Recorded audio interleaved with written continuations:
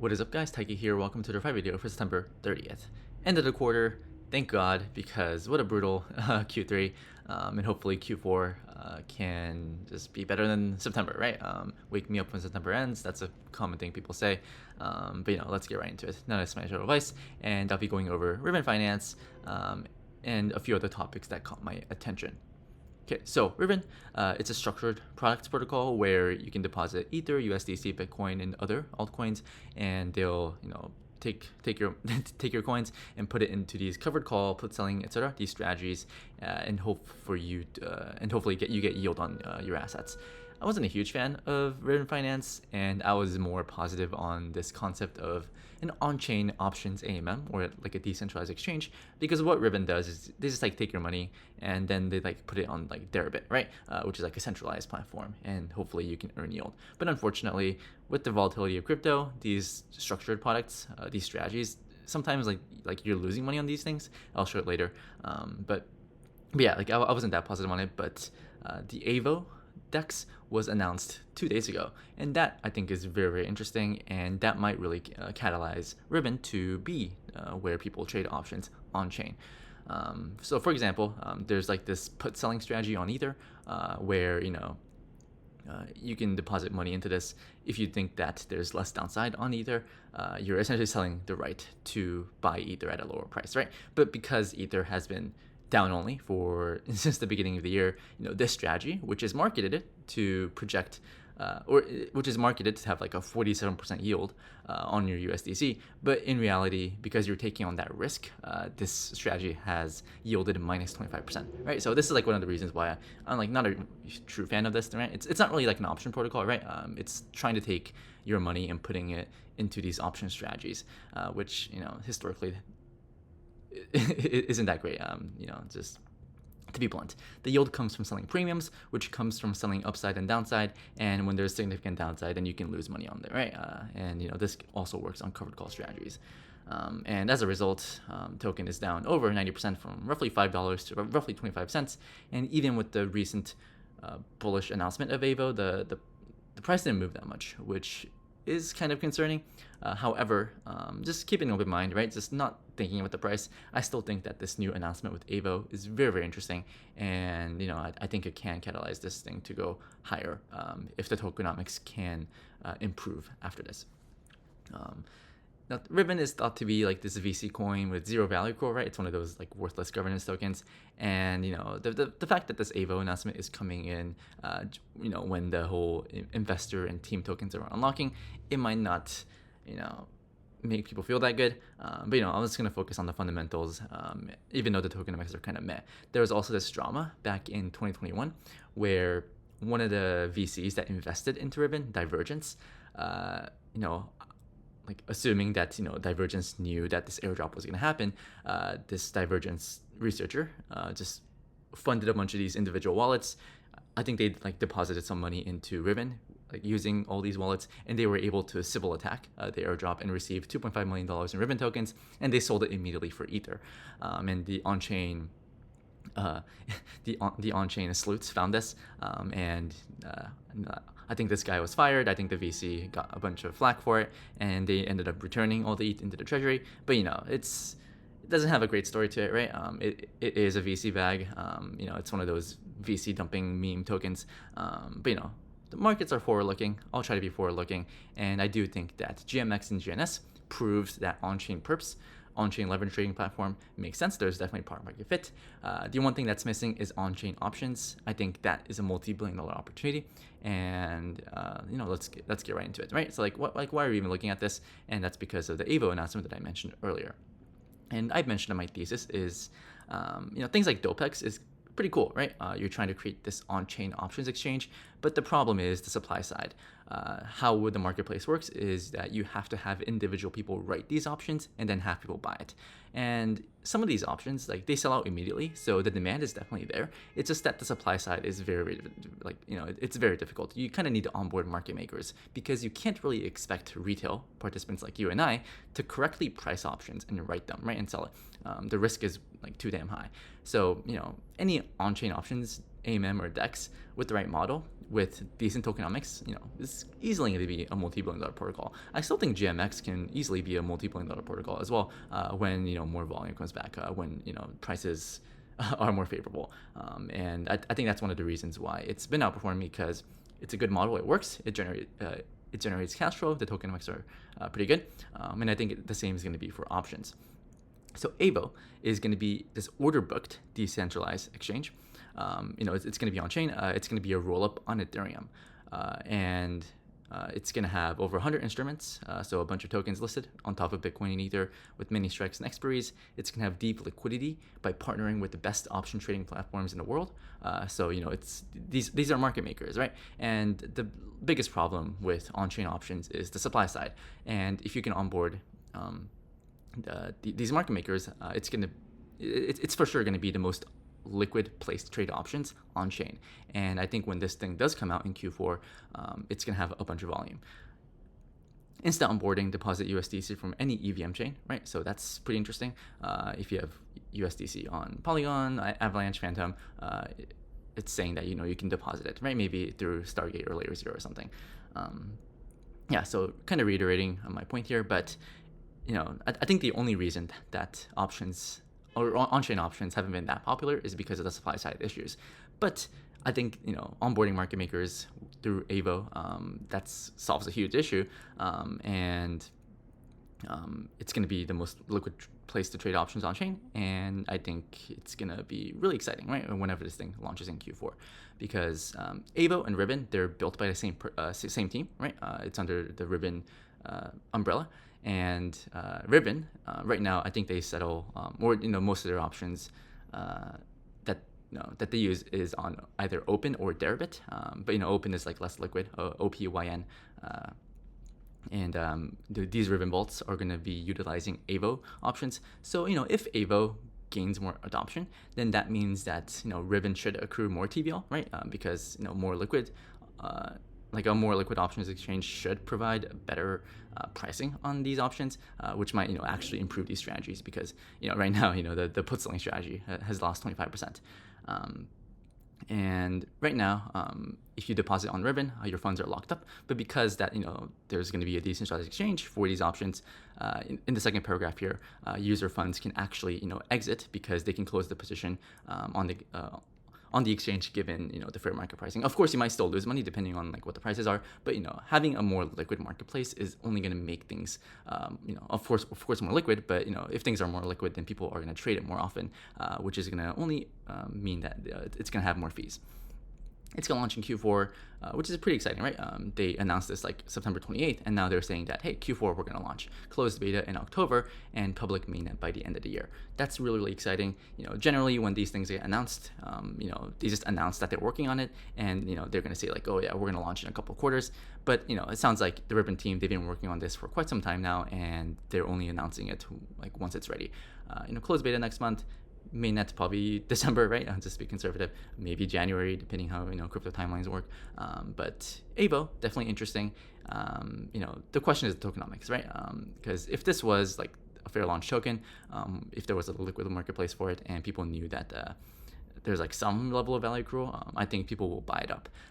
But like I showed with the Ribbon price chart, it didn't even go up on this news, which I think is kind of weird, and maybe that's kind of concerning, maybe because there's uncertainty, right? But even if there's uncertainty, you'd assume that there should be some value accrual to the Ribbon token, right? And the fact that it didn't go up maybe means that people bought into this, but there aren't any incremental buyers because it was already priced in. Maybe insiders already knew about this, or insiders know that there's going to be no value accrual for the Ribbon token. But let's kind of go over the platform, and more importantly, like the value accrual to RBN, because that token has been down only. And this is a snapshot of the UI, which is gonna be on Aevo, which it's kind of like DYDX, to be honest. I think Aevo might be like a DYDX clone, having its own chain, having its own. I mean, DYDX is on Cosmos, and Aevo is going to be a roll up on Ethereum. Maybe, and this is going to test like the Cosmos thesis, right? Like, does it make more sense for things like DYDX to create their own Cosmos chain, or does it make sense for these applications to create a roll up on Ethereum? We'll see. Time will tell. But let's keep going. Value accrual, tokenomics wise, it's based on TVL. So the platform takes a 2% management fee and a 10% performance fee. So, the higher the TVL, the more fees that the protocol generates. So I think that's why, Aevo should be positive for Ribbon Finance, because, if Aevo is going to be like this on-chain Deribit type of exchange, and Ribbon is going to build strategies on top of Aevo, then, you should expect TVL to go up. So that should mean that, pricing in the future, Ribbon should take in more volume once Aevo launches sometime in Q4. So I do think that this is a bullish catalyst. It's just a little weird how the token isn't moving on this. Maybe it's because of the bear market and no one really cares. But I think if this was a bull market, I think this would make the token go up a lot more. But maybe that's an opportunity, right? Like maybe this is something that people aren't really paying attention to, even though it's gonna have more revenue, right? Cash flow for Ribbon stakers. They have this VE Ribbon tokenomic thing where you can lock up your Ribbon tokens, and there's like this bribing marketplace on Hidden Hand with the redacted cartel. But as you can see, the emission value, there's like no one like bribing, right? What's the point of this thing? I don't even think that Ribbon needs a VE token. But they launched this sometime in 2021 because of the curve, like a VE token craze, right? So I'm not really excited about the whole bribing mechanism. I'm just more excited about Aevo, and potentially maybe Ribbon can be the staking token for the roll-up, and I think that's going to be the major bull case, even though none of that has been confirmed yet. You can lock up your VE, you can lock up your Ribbon token, right, for however long you want, and as you can see, 50% of the protocol revenue goes to the Treasury, and 50% of the protocol revenue gets converted into ETH and distributed to VE Ribbon holders for valuable cash flow. So the longer you lock up, the more RBN and ETH you get. And if you look at the bottom left here, Sifu is one of the largest Ribbon lockers. So maybe depending on your views of Sifu, maybe this is bad, because I don't know, like any association with Sifu is bad. But despite what you think of him, I still think that he's a smart guy, right? Even though his ethics are out there. So maybe that's signal, maybe it's not. I just wanted to highlight it there. And this is one of the team members, right? I'm in the Discord. I found this, and Bavala said that Aevo is part of the Ribbon family of products, and the Ribbon team is working on both of them. At launch, the exchange will run without any token-related economics until it achieves meaningful scale. So short-term fundamentals are not there, but we're in a bear market, right? Like we're not really buying things because we expect it to pump in 2 weeks or something. If you view this as an investment, I definitely think that there is some merit in looking at this, because Ribbon has other products, right? There's also this product called Ribbon Lend, where you can do under-collateralized loans, under-collateralized lending to KYC institutions, namely market makers that's using Ribbon, and Ribbon can take a cut of this revenue as well, and that's additional cash flow as well. Of course, under-collateralized lending with the whole Celsius and the what was that? Like all these firms getting wrecked, going under. Of course, it has a bad rep, but if you think about the longer term, there definitely has to be some form of under collateralized lending in DeFi for better capital efficiency, and I feel like one of the problems is that under collateralized lending, and one of the reasons why everything just blew up is because people were lending to 3AC, the same institution, and no one was really talking to each other. But if everything is on chain and you can verify that, hey, Wintermute is borrowing $100 million from Ribbon, and this firm is borrowing that much, and you can verify that Wintermute, right? They're a market maker with billions, that they manage, and their treasury is worth X dollars. Then you can actually verify that. Okay, yes, it's under collateralized, but they're a liquid firm, right? So hopefully, it'll definitely take some time, and I'm not really sure what the risk tolerance for these people are going to be. But I think I saw that these firms might borrow USDC and Ether at 9% rates under collateralized lending, and that's pretty attractive, right? From a lender's perspective, even though there is risk, right? In the bear market, if you want yield, you have to take on some risk, obviously, and that's not going to change anytime soon. Ribbon Finance under collateralized Aave, higher yields from unsecured lending, no lockups, using Aave's money market model, right? And they're going to take a cut, whatever. There's going to be some credit underwriting. I mean, these are buzzwords, so trust but verify. Built-in insurance, we'll see. But Ribbon is trying to be this product where you create Aevo, which is on-chain DEX for options, onboarding market makers, and market makers can borrow under-collateralized from anyone that wants to provide liquidity through under-collateralized lending, and you're essentially creating this marketplace, which I think is interesting. Ribbon Lend, there was a governance vote. Volkswagen and Wintermute is going to be the two firms that's going to be whitelisted for this thing. Of course, Wintermute, they've had problems with the OP token, right? The multi-sig. They lost some OP tokens.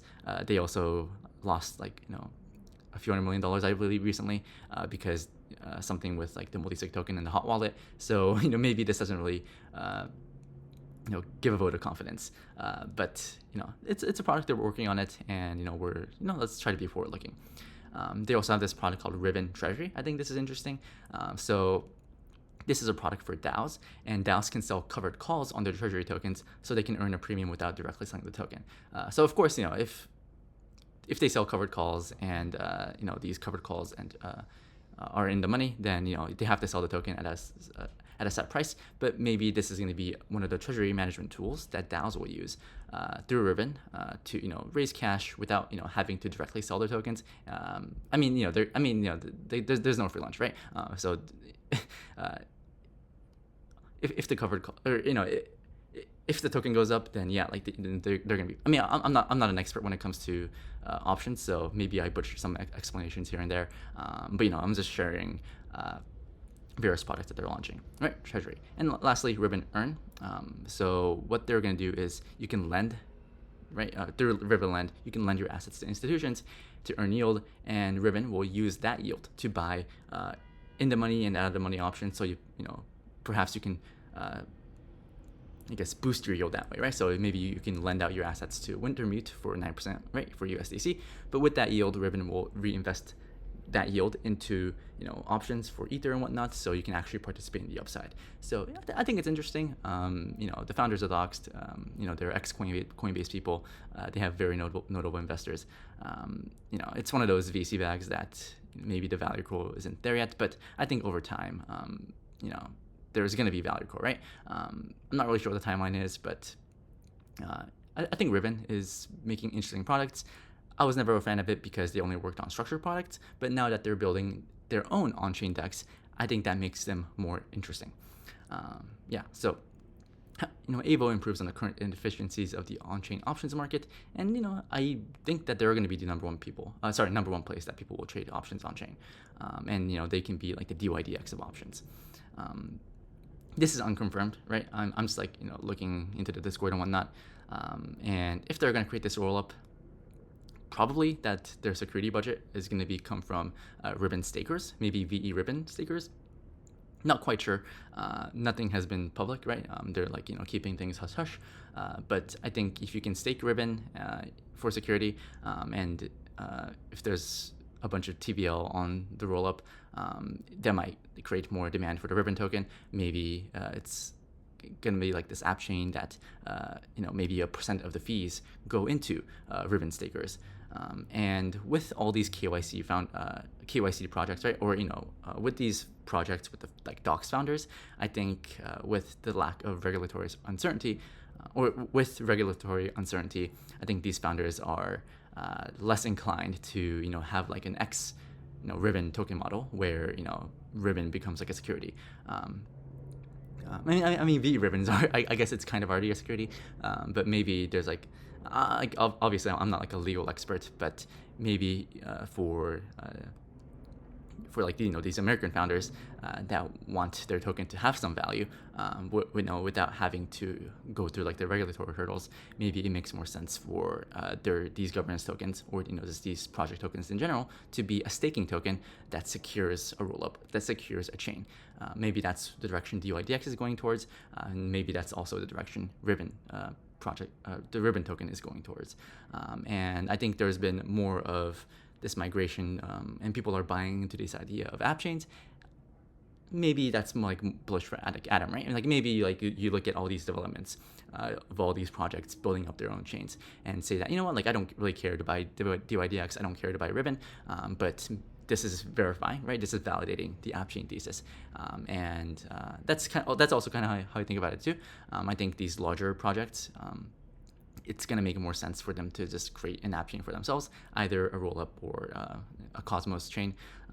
And, you know, I'm still really, really positive on Atom.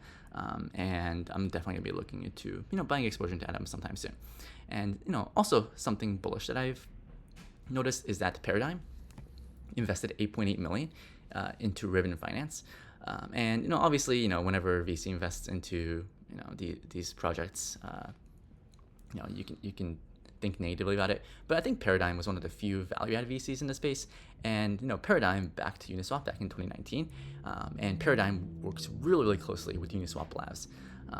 Hopefully, Paradigm invested in the token and not like the equity of, I don't know, Aevo Labs or Ribbon Labs and whatnot.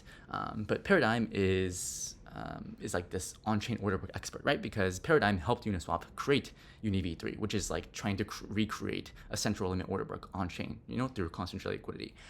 So I think that's gonna help them, as well as, you know, other crypto market makers like Wintermute and whatever the other one was called, you know, provide liquidity for Aevo. I think that's, I mean, I think naturally that's going to mean that the product is going to be good, right? I'm not really sure about the token, right? So that's always the question. But you know, I think this is good to see. And even if there's no value accrual directly from Aevo to Ribbon, you know, if Aevo has more TVL, then that should mean that there's going to be more demand for Ribbon products, which is going to accrue value for VE Ribbon token holders. If they make this Aevo token, then Ribbon's going to be useless, and you know, I don't want to hype Ribbon too much, but I know I might hype up Aevo, right? Even if the tokenomics are kind of bad. But if Ribbon becomes a staking token, right, that secures the rollup, that also has the VE Ribbon mechanic to it, where half the fees are converted into Ether and they go into Ribbon stakers, I think Ribbon could fly, right? Adding it to the watch list, I'm not really interested right now, because there was zero positive reaction to the news, which, you know, generally you want positive price action, right, on the news, even though, you know, that makes the token price higher, because that means that, you know, people are pricing in the positive news to the future, you know, cash flow and the value of the token. But, you know, right now, just monitoring it, any clarification on the value accrual to the Ribbon token will be an insta buy for me, right? I'd rather wait for some, like, clarification and like verification that, you know, Ribbon is going to have some value. Maybe that's going to make the token price go up like 30% that day, but I'd rather buy into that than buy into the uncertainty now, if that makes sense. But you know, I wouldn't really fault anyone for, you know, just accumulating right now. They're available on Coinbase if you want to like buy this with low fees and whatnot. Like the market cap is in parity with DYDX, right? So maybe there's like not that much upside, but if you look at the fully diluted valuation, DYDX is at 1.3 billion, Ribbon is at 250 million. So maybe there's upside there. I think it's interesting. I think everyone can agree that on-chain options definitely, you know, there's definitely a hole there, right, in terms of product market fit. So Aevo, definitely interesting. Yeah. So yeah, Ribbon might be this like an options version of DYDX, right? I mean, DYDX does tons of volume, but you know, the tokenomics are kind of meh. So, you know, similar to how GMX is gaining market share on DYDX, I still think an options AMM, that's not like, you know, this VC VAG, right? Like Aevo can work. I think they can coexist. So this doesn't mean that I'm bearish Dopex, Lyra, Premia, IVA, you know, all these, you know, projects trying to make like, you know, this community-driven on-chain option protocol work on-chain.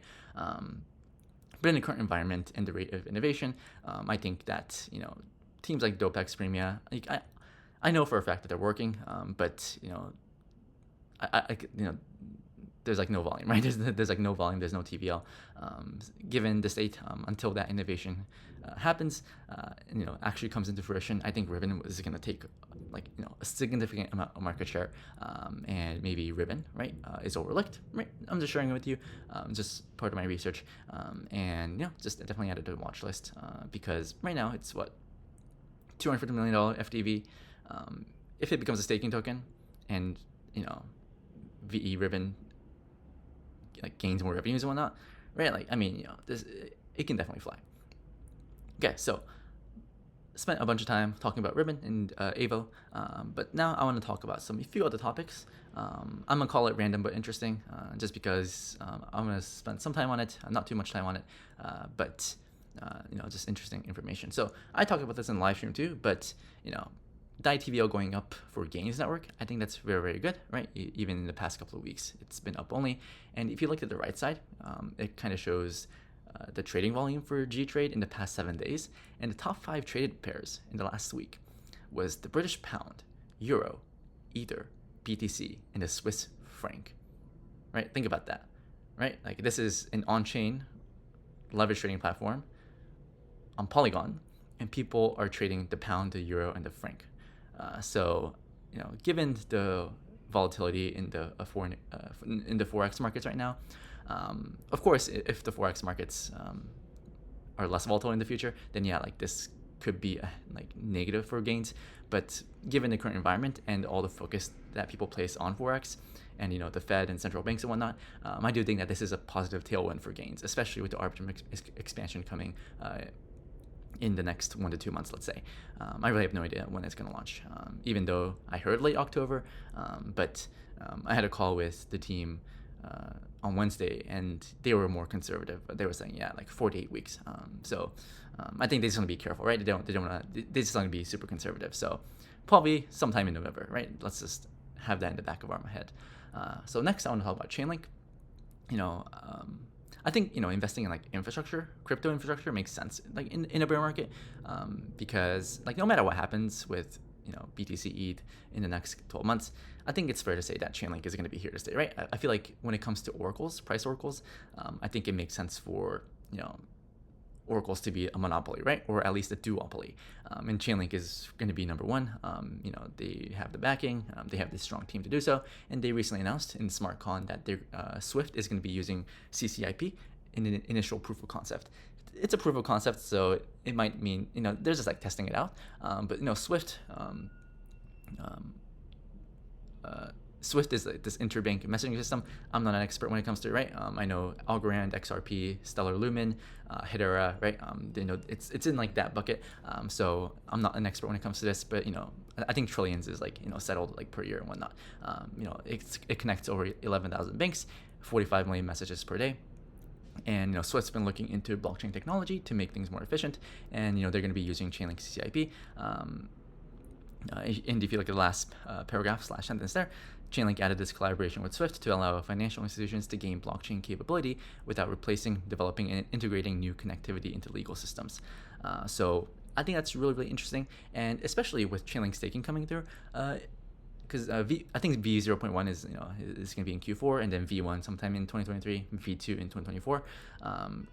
Chainlink was one of those tokens where obviously everyone can agree that there's definitely product market fit, right? Every DeFi project uses Chainlink, and if there's more use cases for blockchains, right? It's likely that they're going to be using Chainlink oracles to verify outside data, right? On chain, and previously before staking, there was never a direct value accrual for Chainlink relative to the amount of value the Chainlink Oracle network secured, right? It was this I mean, Chainlink historically has been this token that the team continuously sells off to fund themselves, and that's kind of a meme. But when staking comes out, if staking just expands 2023, 2024, I do expect staking to allow. With staking, the value of Link should be proportional to the amount of value the network secures, right? That's kind of the point. Timeline, let's say, a couple quarters for staking to really come into full effect. I think V0.1, they're going to limit the amount of Link that can be staked, and the APY is going to be capped at 5%, right? So it's this beta program kind of thing. But with V1 probably coming sometime in 2023, I think that could actually be a catalyst, right? Because now you can actually stake Link to earn yield, right? Or actually earn revenue on this thing. What I've been thinking about is I've been getting a lot of questions about opening up Uniswap V3 positions, and it's one of those things that I've been studying recently, but I never really bit the bullet for a few reasons. But I feel like with Chainlink, you can't really earn yield on Link, right? Outside of like using it as collateral on the money market, or like using like decentralized CeFi platforms like BlockFi. But like no one wants to do that at this point. So I feel like if you want to buy Link and earn yield, I feel like a UniV3 position could be interesting. And I was looking at some UniV3 positions on Revert Finance, and I just want to share how I think about it. And yeah, let's kind of get into it. So I think what's interesting is either a Link USDC position on UniV3 or a Link ETH position, right? It's a lot easier to conceptually think about UniV3 position, really like paired with USDC, because yeah, we can like look at this, right? If you look at the middle part, this Link USDC position with $600,000 has an APR of like roughly 150%, and it's a pretty tight range. This position is being open for 21 days, and the range is between 6.8 to 9.12. So I mean this position is killing it, right? I looked at the weekly chart of Link and I overlaid it here. This is a pretty tight range, but in the past 3 to 4 weeks, it's been trading within this range, and that means that this LP is printing money. However, for me, like I don't really want to actively manage these positions. I'd rather just have like a wider range where I can just like slowly take profits. And obviously what this means is that if the price of Chainlink gets below 9.12, then the entire position will be converted into USDC. And if the price of Link goes below 6.8, then the entire position will be converted into Link, right? That's how impermanent loss works. Impermanent loss means that you always accumulate more of the underperforming asset. So if the price goes out of the range, then you're going to end up with 100% of whatever asset that underperforms, if that makes sense. But if I were to do like a Link USDC position on chain, right, I would probably do something like this, where maybe because Link has held up so well since the June crash, I guess above $5, maybe I'll set a stop, or not really a stop loss, but maybe I'll set a range between like $5 and $30, and if I expect the Link to trade between $5 and $30 for like the next 12 months or so, then yeah, like my liquidity isn't that concentrated, but I'll be accruing a bunch of swap fees, and maybe this is going to be a good way for me to earn yield on my Link, and also earn more USDC while I wait for Chainlink to just play out 12, 24 months into the future. Of course, if the price of Link falls below $5, then I'm gonna have 100% Chainlink, right? And all these stinky Linky tokens. But given how strong the fundamentals of Chainlink is, I don't mind having 100% Link below $5, but this way I can automatically take profits on the way up, where if Chainlink goes like $40, then yeah, like I don't hold Chainlink at that point, because the position would exit my position at roughly $30, but I would collect all the fees along the way, and maybe that's going to be an interesting strategy that I could deploy. I haven't done it yet, right? I'm just like conceptually thinking about it, and I've been getting a lot of questions about UniV3 positions, so I just want to start talking about it, and hopefully you can also think about it too, because right now UniV3 position less tested, only like the experts are working on it, or actually doing it profitably, but I do expect it to become more mainstream in the next, let's say, 6 to 24 months. So I think it's just good to just be aware that these strategies exist, right? Because these yields are insane, right? This is like real yield, right? You're actually being paid in swap fees, Link USDC.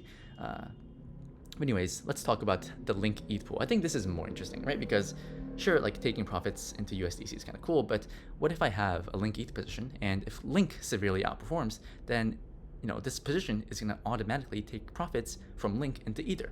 Okay, so this position has been open for a week. It's $3 million. It's pretty wild.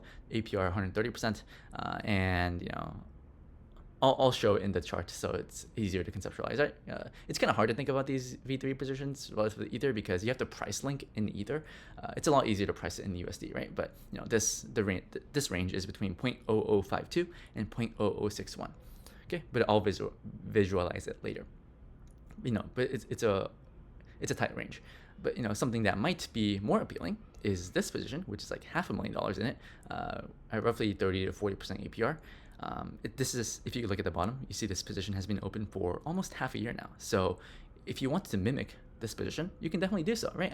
One of the easiest ways to via UniV3 LP is to just copy copy a position that's already been live for a long enough time. And this range is between 0.0028 and 0.0079. And let's visualize these strategies here. So the yellow one is this the very concentrated one, 130%, and the green one is the less concentrated one, at what is this? Whoops, at 0.0028 to 0.0079. But this strategy is still earning 40% yield, which is like pretty nuts. So obviously, like, I'm not, like, if I do something like this, like, I'm not gonna be active, and I'm not gonna like go for the tight ones like the yellow one. But like the green one's pretty interesting, right? Because this person is saying that, like, if Link outperforms Ether, but even like a little bit, right? Like 50% or so, then I'm perfectly happy selling all my Link and putting it into Ether. However, I'm bullish Link, right? Or yeah, like I'm bullish Link, right? Like if ETH, or if Link significantly underperforms, right? If the Link ETH chart continues to go down only, then below 0.0028, I'm gonna have 100% Link, but I'm okay with it because I'm bullish Link and whatnot. But looking at the Link ETH chart, it has been down only since like the summer of 2020, which is kind of sad. But it's putting in higher lows, and maybe this is a higher high. So maybe you can actually look at this and be like, like maybe I want to copy this guy, but maybe I want to capture more upside. So maybe instead of 0.0028 to 0.0079, maybe I'll say 0.004 to 0.01 or something, right? Maybe that can be a good way to earn yield, right? 30 to 40% APR, and slowly take profits into Ether if Link actually outperforms. So just want to share with you guys. Hopefully that's useful. And eventually I'll open a UniBD position. I'm just like, I'm like studying it, right? Obviously. So the last point I want to talk about is, maybe you can't see this because it's a big chart, but the strength in crypto relative to equities, which I think is very, very interesting. So what you see in the middle, right? The green bars and red bars, which is the AAII bull survey. I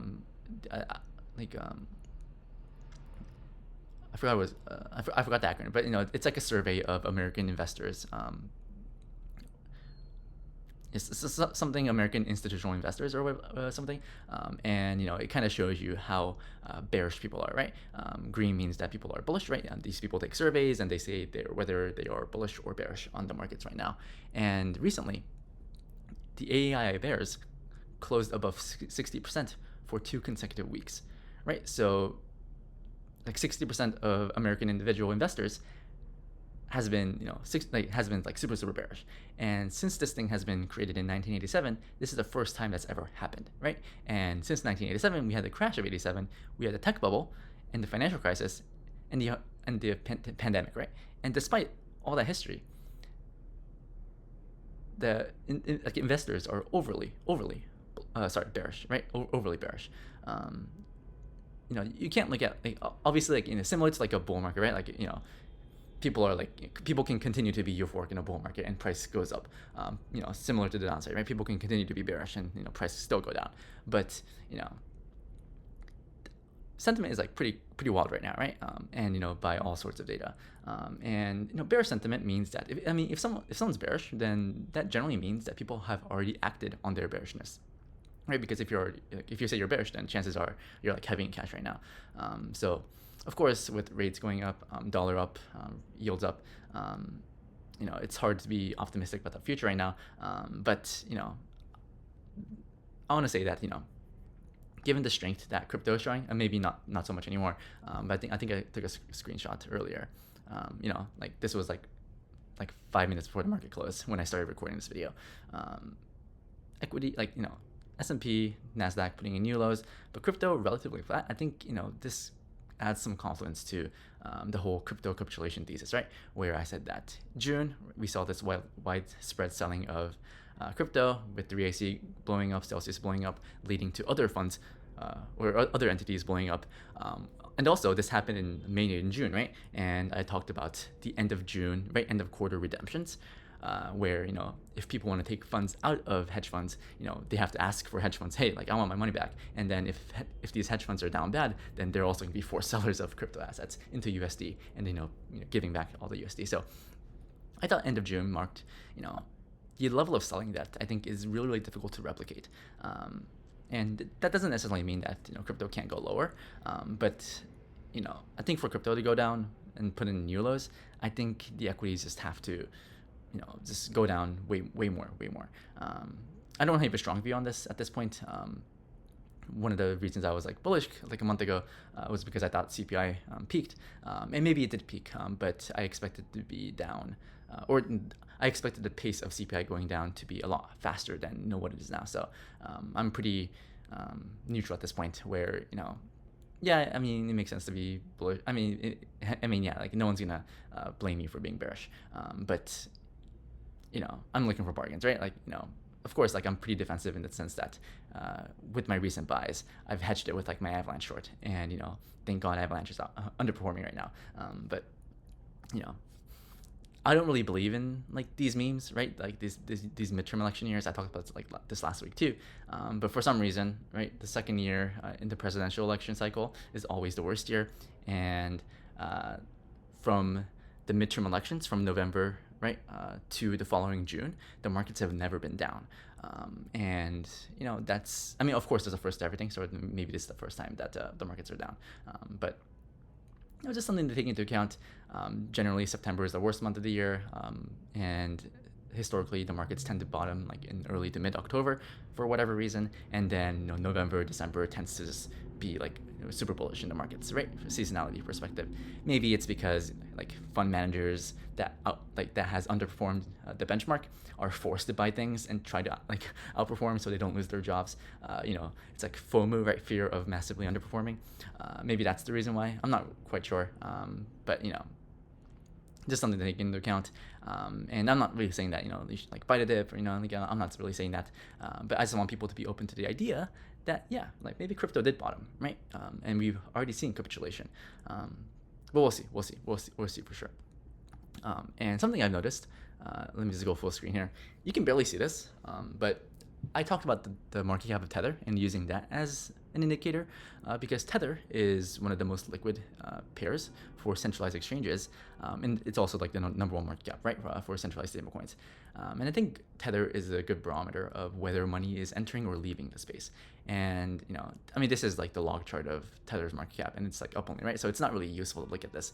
But if you look at the inflection points for when the market cap of Tether was going down or sideways, and whenever it's a concave up scenario, right? When the rate of change for the market cap of Tether is going up, it generally means that there's liquidity entering the markets, and it's been a pretty good bottom signal actually. So outlining it here, at the bottom left, the 2018 bottom, right, was when Tether market cap went down, and then it bottomed and started going up, and that was the bottom in the markets. And if you look at the middle part, right, April 2020, the market cap of Tether was basically going sideways, and then it gapped up, and that was April 2020, and then that was basically the lows. You can also see it in July of 2021, which was the market lows, right? In the summer lows, we saw Tether, the market cap kind of going down to sideways, and then we kind of saw an influx in the market cap of Tether, meaning that there was like people buying Tether, right, and then entering DeFi or centralized exchanges. And recently, you can't really see this, but the market cap of Tether, let's go here, is up 2.5%, right? It's up 2.5%. So maybe this could be one of the few leading indicators for crypto bottoms, but obviously with the state of macro, it's really difficult to tell. But just trying to share some hopium, right? Trying to share some hopium, because I don't think it's used. Like, of course, anyone can just like I can easily like say bearish things, and everyone's gonna agree with me, right? But I'll try to give different viewpoints on like why things could be better. But just make sure to even myself, like I have like over 30% cash, and I'm like short at EVAX, and one of my largest positions like Try Crypto, right, which is like 33% cash. So I'm cautiously optimistic, but I'm defensively positioned, if that makes sense. But Tether is up, but USDC is kind of going down, so maybe that kind of evens it out. Like that's I don't know how to read into that. This is from DeFi Llama. The stablecoin market cap in the past 7 days has been minus 2%, which is not good to see, because if it's down 2%, then it means that people are withdrawing centralized stablecoins into fiat, right? And generally, it usually means that people sell I don't know, like altcoins or Bitcoin or Ether into USDC, and then they bridge it out, and then they redeem it. That's generally what it means. So it's not a great sign. But I think the main difference between 2019 and 2022 and 2023 is that there's actually things you can do on chain, right? You can actually earn yield, and you can actually do things, and I think that's going to create for more stickier liquidity in DeFi. So yeah, the markets might be bad, right? I mean, it's like people are going full Wojak, right? I do think that on chain, I mean, there are still things happening on chain, and I do think that it's important to monitor. And like I'm not really looking for a short-term dopamine. I'm just trying to position myself for the next bull market, whenever it is. I mean, it doesn't have to be a bull market, right? I'm just like looking for a shift in sentiment, a shift in trend.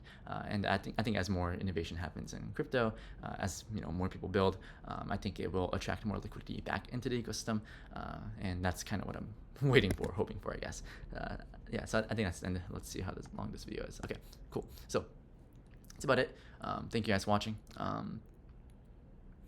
Yeah, I mean, you would think that stocks just like nuking by the end of the week would cause a much wider sell-off in the crypto markets, especially the altcoin markets, right? Like you would assume that like if I told you like like a month ago that Nasdaq would put in, or every indices will be putting in new lows by the end of September, you would assume that, oh yeah, like crypto would definitely be below 70.5K, right? Which was a June low, but it's not.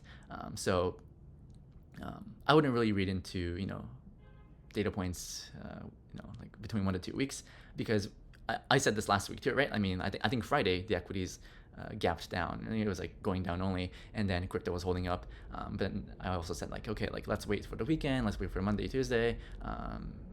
But despite like this week also being bad, crypto has held recently like reasonably well. So we'll see. Maybe the Bitcoin narrative is coming back with the whole mistrust of central banks. Maybe that could be positive. Maybe the whole supply side, the supply shock with Ether, right, is actually helping I guess absorb all the selling pressure, because I mean in the past in the past week or so, right, the supply of Ether, it's not down, but it's been relatively flat, so it means that people are using the chain, which I think is a good sign. But we'll see. So thank you guys for watching. That's about it. That's enough for the hopium. I guess it's not that much hopium, but it's something, right? So thank you guys for watching. See you guys in the Discord. Let me know what your thoughts are on Ribbon, and if you like it, I'll add a new channel in the interesting alt space, and maybe we can have a discussion. I still think that on-chain options is where I want to spend the most time on, right? Just looking for things that find a product market fit, because I think it's easily a multi-billion-dollar opportunity. So thank you guys for watching, and have fun farming out there.